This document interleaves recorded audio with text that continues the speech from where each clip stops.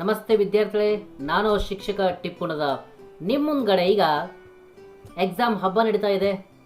Exam ಟಿಪ್ಸ್ಗಳನ್ನು ಜೊತೆಗೆ ಎಕ್ಸಾಮ್ಸಲ್ಲಿರ್ತಕ್ಕಂಥ ಪ್ರಾಬ್ಲಮ್ಸ್ಗಳನ್ನು ನಾವು ಒಂದೊಂದಾಗಿ ಯಾವ ರೀತಿಯಾಗಿ ನಮಗೆ ಪ್ರಾಬ್ಲಮ್ಸ್ ಬರ್ತವೆ, ಪ್ರಾಬ್ಲಮ್ ಇದೆ ಅಂದರೆ ಅದಕ್ಕೆ ಸೊಲ್ಯೂಷನ್ ಇದ್ದೇ ಇರುತ್ತೆ, ಸಮಸ್ಯೆ ಇದೆ ಅಂದರೆ ಅದಕ್ಕೆ ಸಮಸ್ಯೆಗೆ ಪರಿಹಾರ ಇದ್ದೇ ಇರುತ್ತೆ, ಪ್ರಶ್ನೆ ಇದೆ ಅಂದರೆ ಆ ಪ್ರಶ್ನೆಗೆ ಉತ್ತರ ಇದ್ದೇ ಇರುತ್ತೆ.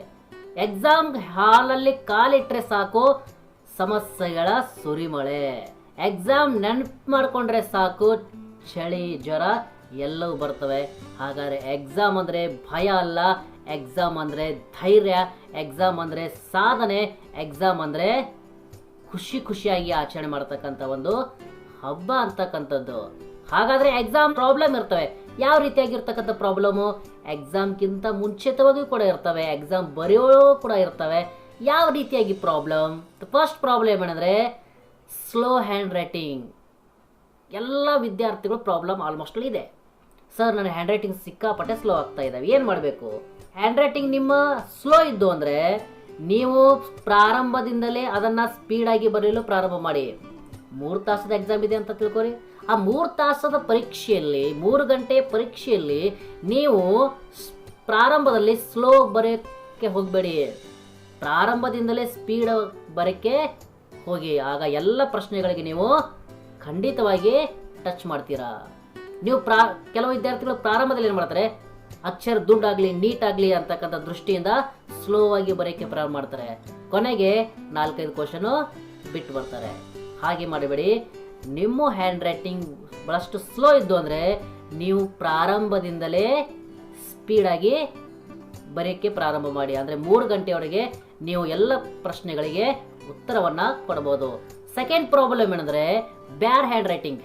ಸರ್, ನನ್ನ ರಿಸಲ್ಟ್ ಸತ್ರೂ ಕೂಡ ಹೆಚ್ಚಾಗಲ್ಲ ಸರ್, ನನ್ನ ರಿಸಲ್ಟ್ ಕಡಿಮೆ ಆಗುತ್ತೆ ಸರ್, ಅಯ್ಯೋ ಇನ್ನೂ ಎಕ್ಸಾಮೇ ಬರೋದಿಲ್ಲ, ಹೇಗೆ ಕಡಿಮೆ ಆಗ್ತದೆ? ಹೇಗೆ ಕಡಿಮೆ ಆಗ್ತದೆ? ನನ್ನ ಹ್ಯಾಂಡ್ ರೈಟಿಂಗೇ ಸರಿ ಇಲ್ಲ ಸರ್, ಅದಕ್ಕೋಸ್ಕರ ನನ್ನ ರಿಸಲ್ಟು ಈ ಸಾರಿ ತುಂಬ ಕಡಿಮೆ ಆಗುತ್ತೆ, ನನ್ನ ರಿಸಲ್ಟು ಡಿಸ್ಟಿಂಕ್ಷನ್ ಆಗುವುದಿಲ್ಲ. ಹೇಗೆ ಹೇಳಿದೆ ನೀನು?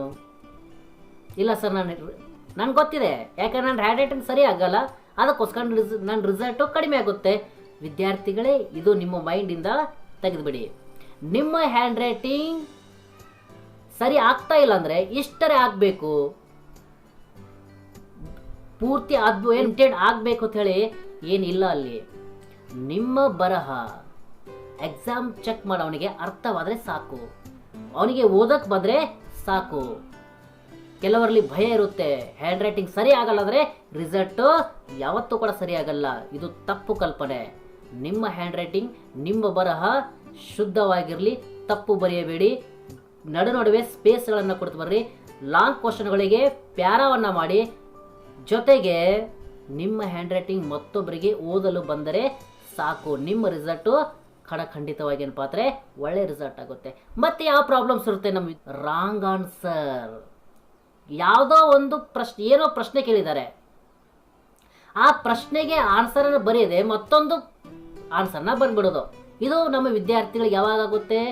ಯಾವಾಗ ನಾವು ಗೊಂದಲಕ್ಕೆ ಈಡಾಗ್ತೇವಲ್ಲ, ಆವಾಗ ನಮಗೆ ಈ ಸಮಸ್ಯೆಗಳು ಕಾಡ್ತವೆ. ಫಾರ್ ಎಕ್ಸಾಂಪಲ್, ಈಗ ಮೊಘಲರ ಬಗ್ಗೆ ಕೇಳಿದರೆ ಅಂತ ತಿಳ್ಕೊರೆ, ಅಥವಾ ಈ ಚೋಳರು ಗಂಗರು ಬಗ್ಗೆ ಕೇಳಿದ್ರೆ ಅಂತ ತಿಳ್ಕೊರೆ. ನಾವು ಗಂಗರ ಬಗ್ಗೆ ಬರೆಯೋದನ್ನು ಬಿಟ್ಟು ನಾವು ಚೋಳರ ಬಗ್ಗೆ ಬರಿತೀವಿ. ಯಾಕೆ ಅಂದರೆ ನಾವು ಅಲ್ಲಿ ಗೊಂದಲಕ್ಕೆ ಈಡಾಗಿರ್ತೀವಿ, ಎಕ್ಸಾಮ್ದಲ್ಲಿ ಗೊಂದಲಕ್ಕೆ ಈಡಾಗ್ತೀವಿ. ಯಾವಾಗ ನಾವು ಕೂಲಾಗಿರ್ತೀವಿ ಅವಾಗ ನಮಗೆ ಈ ಕೆಲವೊಂದಿಷ್ಟು ಸಿಕ್ಸ್ತ್ ಸೆನ್ಸ್ ಹೇಗೆ ವರ್ಕ್ ಮಾಡುತ್ತೆ ಅಂದರೆ, ಕ್ವಶನ್ಗೆ ಆನ್ಸರ್ ಬರಲಿಲ್ಲ ಅಂದರೂ ಕೂಡ ಆ ಆನ್ಸರ್ ಬರುತ್ತೆ. ಯಾವಾಗ ಬರುತ್ತೆ?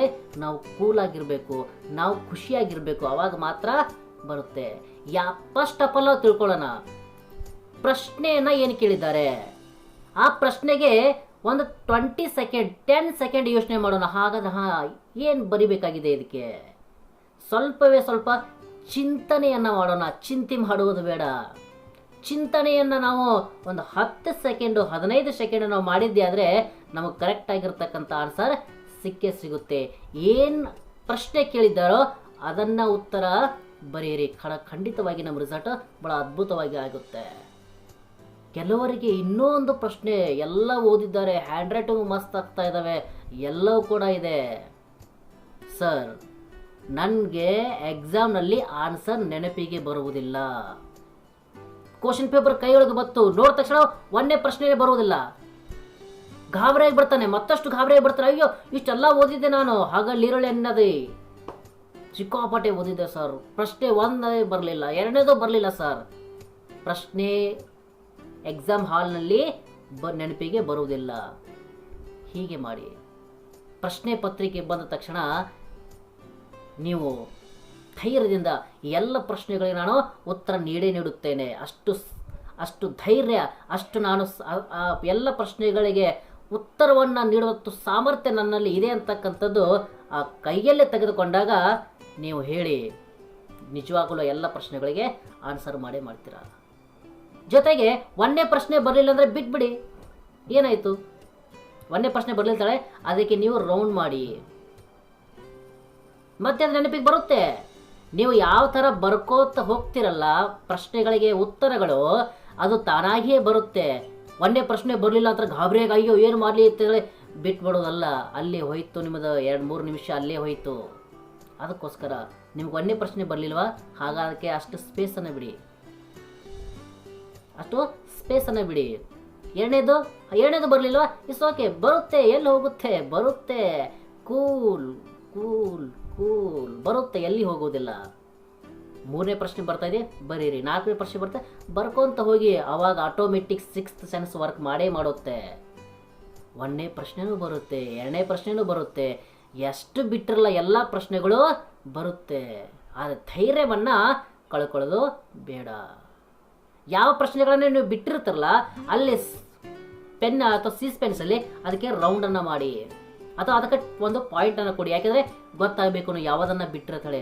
ಸಡನ್ನಾಗಿ ನೆನಪು ಬಂದರೆ ಅಲ್ಲೇ ಹೋಗೋದು, ಅದನ್ನು ಬಿಡಿಸೋದು. ಧೈರ್ಯಶಾಲಿಯಾಗಿ ಎಕ್ಸಾಮನ್ನು ಎದುರಿಸಿ. ಎಕ್ಸಾಮ್ ಅಂದರೆ ಇದು ಸಮಸ್ಯೆ ಅಲ್ಲ. ಎಕ್ಸಾಮ್ ಅಂದರೆ ಬಹಳಷ್ಟು ಒಂದು ತಿನಿಸು, ಸ್ವೀಟ್ ತಿನಿಸು ಇರುತ್ತಲ್ಲ, ದಿನಿಸು ತಿಂತಕ್ಕಂಥ, ಅದನ್ನು ಅನುಭವಿಸ್ಕೋತ ತಿನ್ನಿ. 3 ಗಂಟೆ ಅನುಭವಿಸಿ, ಭಾಳ ಅದ್ಭುತವಾಗಿ ಅನುಭವಿಸಿ. ರಿಸಲ್ಟು ನಿಜವಾಗ್ಲೂ ಬಂದೇ ಬರುತ್ತೆ. ಓಕೆ, ಆರಾಮಾಗಿರ್ರಿ, ಹ್ಯಾಪಿಯಾಗಿರ್ರಿ, ಧೈರ್ಯಶಾಲಿಯಾಗಿ ಎಕ್ಸಾಮ್ಗಳನ್ನು ಬರೆದು ಬನ್ನಿ. ಜೈ ಹಿಂದ್.